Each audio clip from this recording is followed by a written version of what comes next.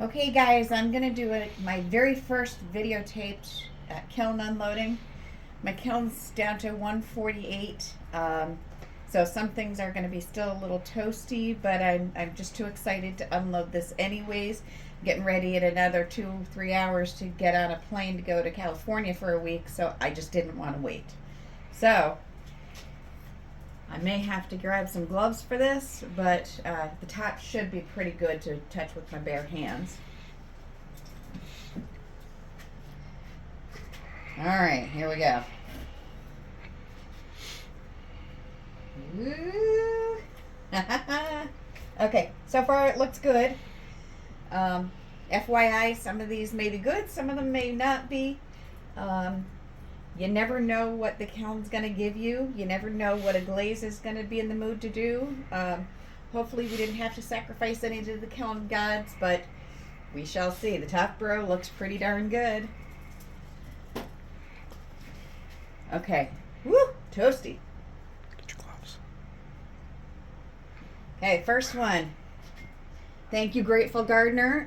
This is one of his. He used Cinnabar and Light Flux. And of course we got the beautiful YAG logo.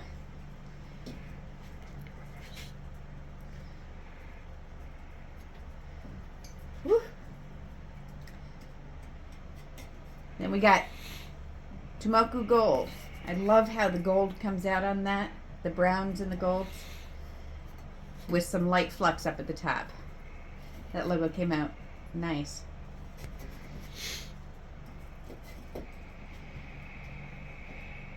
Woo. Hot, hot, hot. Wear your gloves.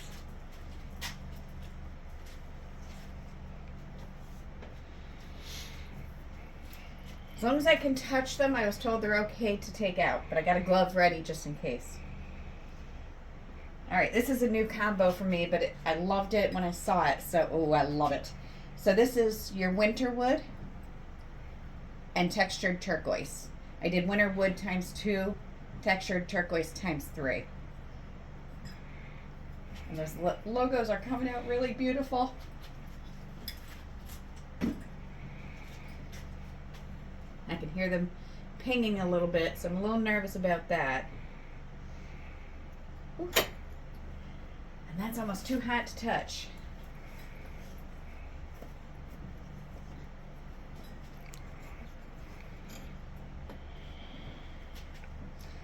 All right, this is, I'm trying something new. I've been trying to capture those northern lights.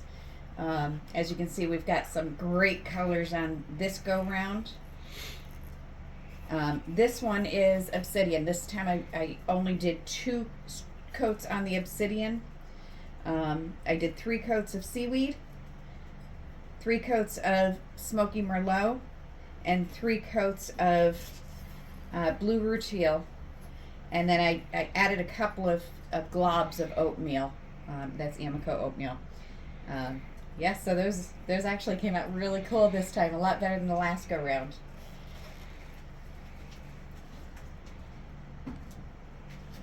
And I really have been trying hard with that combo. No, still too hot. So I did 3 of those. Oh my God, look at those colors. Those are fabulous. What do you think, honey? Awesome. Oh my God, I love those.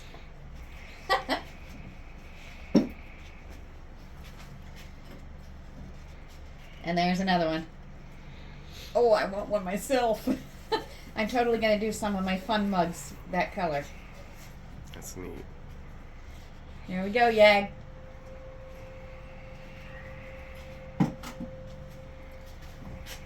This one's an old standby. So this is one of my favorite color combinations. And I want to say one order of almost 40 ramen bowls with this combination. So I've got 3 times Norse blue on the inside and the top third.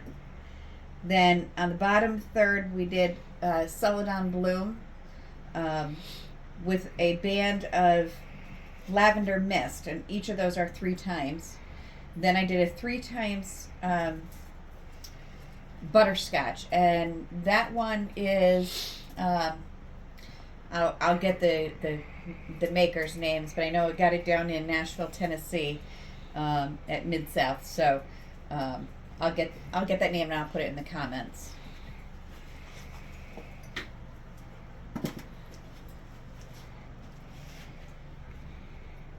So we got 2 of those. God, I love how they came out. I always love the drippy, oozy glazes.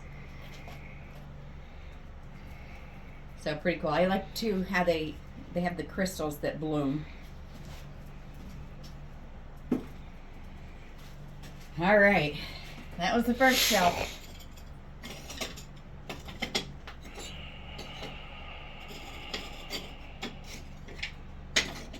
Now, I always fire on kiln cookies, especially for those ones that have multiple layers of glazes. I do not have the proper tools, so I would have to, instead of using a grinder, I would have to hand sand each of these kiln shelves if I were to get glaze on them. So I don't even risk it. I just bought, about 2 months ago, I bought a bunch of new kiln shelves, so I don't want to ruin those with drippy glazes. Now that this is open a little bit more, it is really toasty, so I'm going to check my temperature again, make sure I'm not jumping the gun. Or it may be just that I have sensitive hands. But I was told if I can mostly handle them, then it's not too soon to open the kiln. So I'm checking the temperature. I bought this off of Amazon. This will read up to several hundred degrees, so I know it's pretty accurate. Usually I'll test before I open the kiln through a peephole. It's climbing to 118, 119.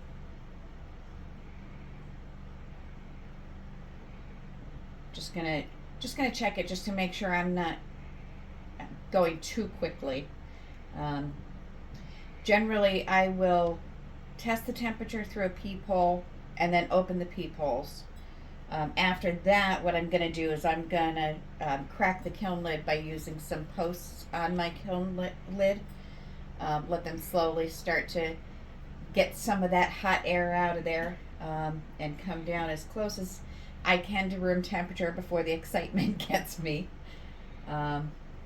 Still climbing to 126.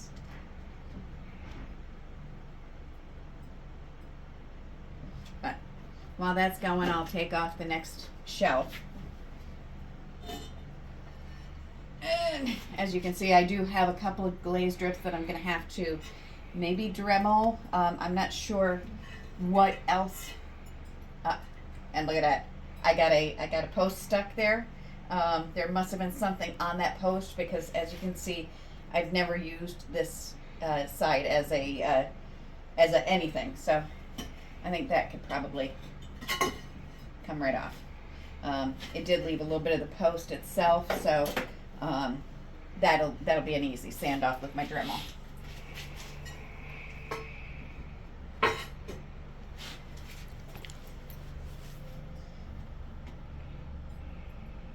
So according to this, I'm only at about 105, 104. So, oh my gosh, I like the yellow. It's a soft color, but it's a nice color. Am I in the shot? Okay. All right, let's get those kiln posts on. Let's see what our kiln did. So, the way that you find out what your kiln is firing to, and just kind of a check and balance to make sure you're getting to the temperature you want to get to, is you're going to use some witness cones. So I have these. So this one right here, this one is a cone 5. What you're going to do, if you're firing to a cone 6, you want to have a witness cone that's 1 cone below, 1 cone above. So I got a 5 here, which is definitely completely melted. Then a 6 and a 7. So that 7 just started to tip. 6, it looks like it was a hot 6 on my middle shelf.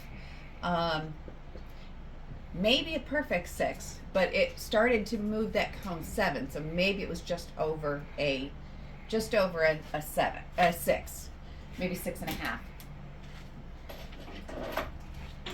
Now, generally, you would add one of those to each shelf. I didn't this time because I just bought them, and unfortunately, when I originally bought my witnesses, cone 5 was hard to find to go into one of the whatever these are, the cone packs. So now it's time for me to get out to the store and see if they're back in stock so that I can just use these and stop ruining all my little itty bitty cookies. So here we go. Okay, 105 is perfect. I'm still going to keep going with my kiln unload. And so you can see again, that was how I check my temperature. Now, professional potters, if I'm using the wrong thing to check my temperature, let me know. This was, it told me it would get up to the temperature that I need to make sure, and that it wouldn't melt. I think it was up to 900. I might be wrong on that, but it was pretty high. So since I only use it the next day, it should be okay. All right, here we go. Okay, so this one, 2 coats of winter wood, 3 coats of iron luster. I like that color on that. Usually I use fool's gold to get that brown color, but this time I used iron luster by Amico, and I loved it. It's nice, it's subtle. And I do have 2. On this shelf, I have 2 of those.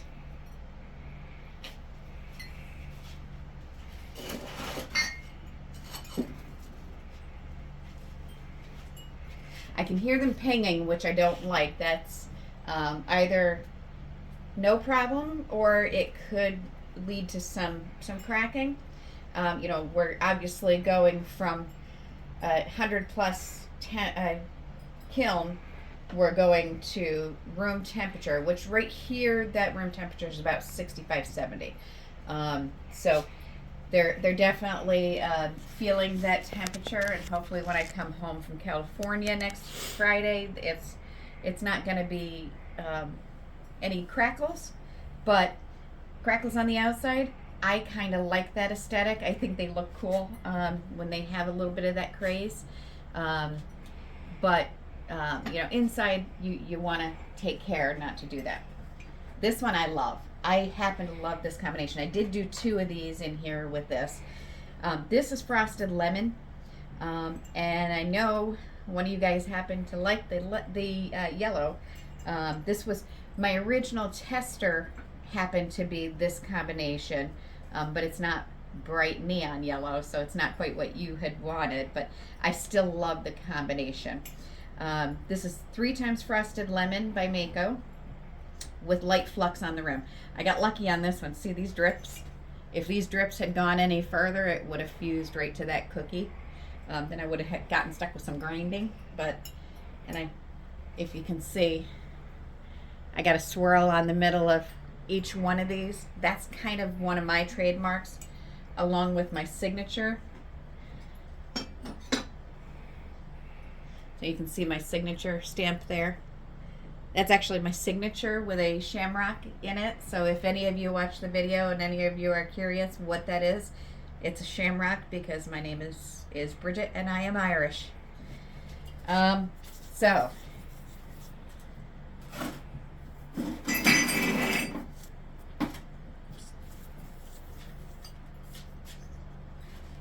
and of course, I'm a lucky grandma. Got a shout out to my 4 grandkids, 2 granddaughters, 2 grandsons.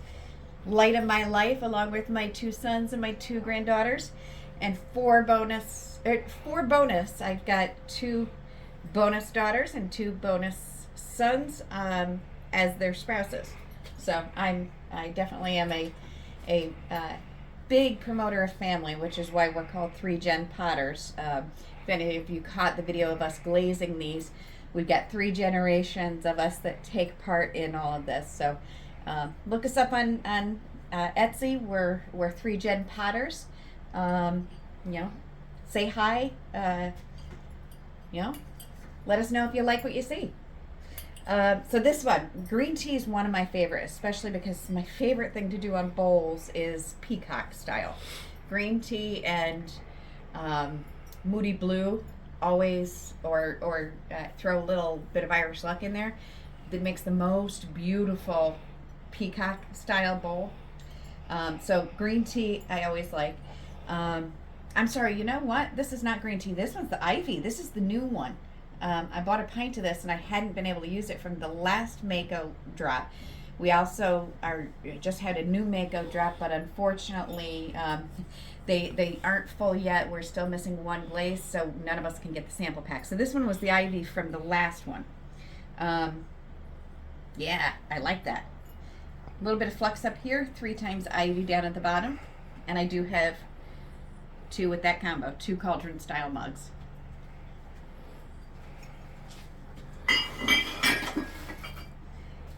I'll get down to the green tea. That green tea is one of my favorite to use, and I use it quite a bit. We got another Winterwood times 2. And here we got the Textured Turquoise by Yamiko. And again, Grateful Gardener. Got it done. This is definitely a go-to combo. I just love the way that flux goes. And it's subtle, but I love the way it looks on the top of Cinnabar.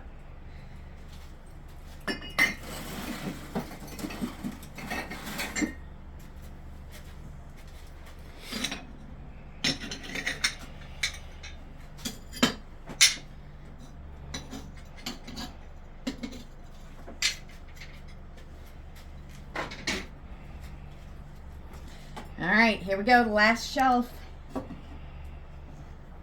Ooh, that's toasty. All right. Now, I purposely, yep, there we go. Okay. So I purposely put the ones on the bottom that I knew were pretty stable. You can do it whichever way you want, obviously, when you're loading a kiln, but for me, I wanted to know that the things that were very close to my bottom shelf were not going to ooze all over my kiln floor, because I can't afford to replace this kiln. Much as I would like a twice the size kiln, it's not in the cards right this minute, so let's see what we got. We got the furniture.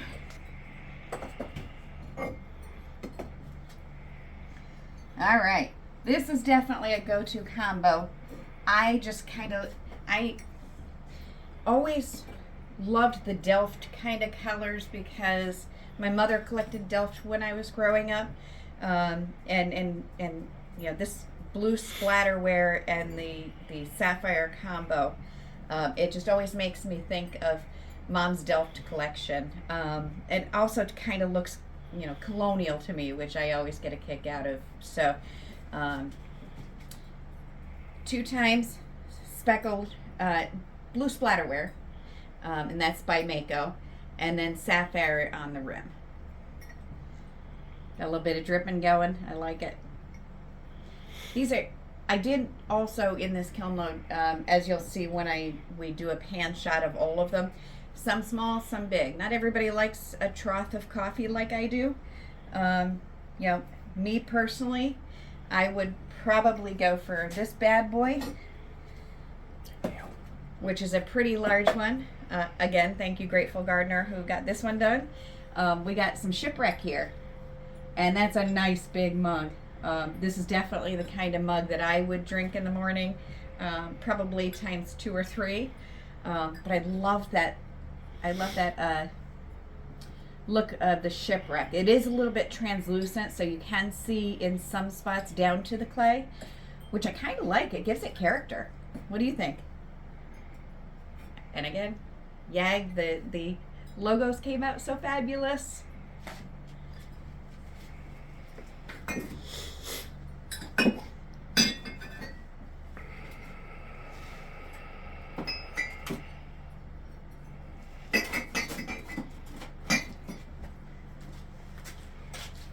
All right, what else we got? Ooh, I like this. This one is done by the youngest member of the 3-gen Potter family. These two glazed beautifully, I will say. And yes, our youngest Potter, she is 7 years old. If any of you watched my videos or my Instagram reel that I posted yesterday of our 3-gen paint party, you'll see her in that photo glazing these mugs, and she does fabulous job. What we have here, and I love this combo, it was a last minute thought, but this is Sapphire, which is such just a gorgeous blue, and over top we did Galaxy, and it really does look like a dark blue night in the summer with looking up at the stars. I just love this one. Very vibrant. Yep. Great job, Memester. Love them. Okay. Here we go. There's that shipwreck again. And I like the different variations on this. You can see where the translucent sometimes hits, especially if there's any texture in the area. Almost kind of like a breaking glaze, because it's lighter in some areas than it is in others. And that's definitely not because of the glaze application. Obviously, you know, if you put not enough glaze, most of my glazes I do 3 coats just straight out the bat, unless it's winter wood or blue splatterware. I'll only do 2 there. Obsidian, now I've learned 2 coats is the ideal. But when you've got a translucent one or transparent one, you can see some of that clay underneath, and I love that because it gives it character in spots. So great job on that shipwreck, Grateful Gardener. Last Grateful Gardener and last mug in my set here. So this one again is that Cinnabar combination with the light flux. 3 times Cinnabar, 2 times light flux, because I didn't want to go crazy and end up melding them to my kiln shelf. So, and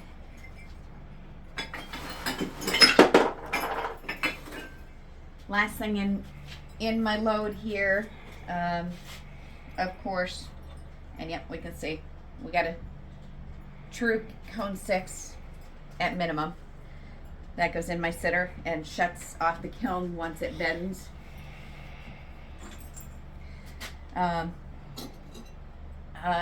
Somebody has gotten me really taking care of getting tikis done. So this was just a fun one that I did for a special someone that we're sending it to. I'm kind of short on color combos, so I'm running out of ideas, but I have a ton of these to glaze. So certain someone has this as his logo, so we're gonna start making a bunch of these. So I loved little eyeballs. I did eyeballs on that one. All right, well that's it. I really appreciate you taking time and watching my video. If you've watched all the way to the end, you know that I'm on Instagram. I can be found at Nama Potter. I can also be found at Etsy for any purchases. I only do drops, scheduled drops. I don't have everything just out there all the time. Once I put it up, I usually announce it, and you can go over to my Etsy and you can take a look at what I've put out there if you're interested in purchasing any pieces. And our shop is 3-gen Potters. So there should be a link in my bio. So that's about it. I really appreciate you taking the time. You guys have a great day, and I'm off to Cali.